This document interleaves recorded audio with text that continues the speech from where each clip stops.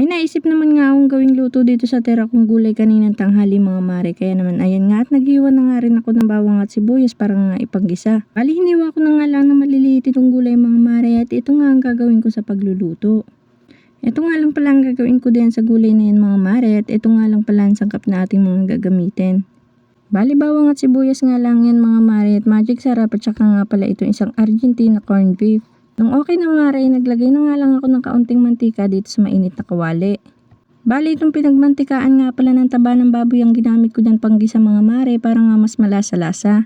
Ginisa ko na nga din ng mauna yung bawang mga mare, pagkatapos ko nga mailagay hinalo-halo ko na nga lang ito at inantay ko na nga lang ito pumula.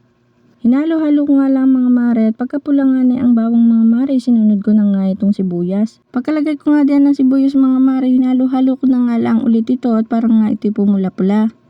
Hinalo ko na nga lang yan ang hinalo din mga mare at inantay ko na nga rin ito na bumango-bango at saka inantay ko na nga rin ito papulahin ng maigi. Pagkahalo-halo ko nga din mga mare sa bawang at sibuyas at mabango-mabango na nga ito, isinunod ko na nga ilagay itong mga gulay. Pagkalagay ko nga din ng lahat ng gulay mga mare, aking nga muna itong hinalo ng hinalo at tinayaan ko na nga lang itong magisa. Bali hinayaan ko na nga lang na magisa-gisa pa itong mga gulay at nang maluto nga kako ito dito sa may mantika.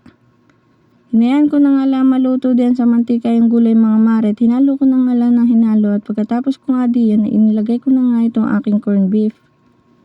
Pagkataktak ko nga din ng corned beef mga mare, aking nga hinalo ito mga mare at inilahok ko nga dito sa may gulay. Bali walang katapusan dito ating paghahalo din mga mare at ito namang corned beef ay may buo-buo pa kaya naman aking nga muna itong dinurog-durog.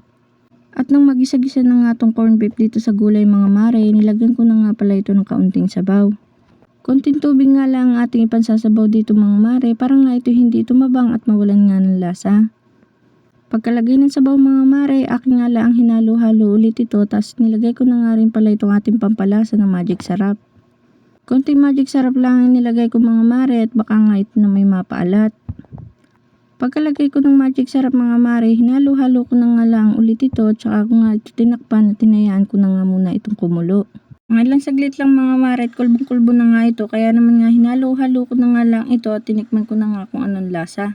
Nung matikman ko nga mga mare at okay na nga ang lasa, tinakpan ko na nga ulit ito at pinatay ko na nga pala yung apoy. Mga ilang saglit lang mga mare at inahon ko na nga rin pala ito at inilagay ko na nga dito sa huwang. Bali nakapaglaga na nga rin pala ako kanina ng itlog mga mare, hindi ko na nga laan na videohan at ito nga pala kasabay na din lang namin dito sa ulam. Heto at ready na nga ang aming ulam para sa aming hapunan ngayon mga mare. Salamat!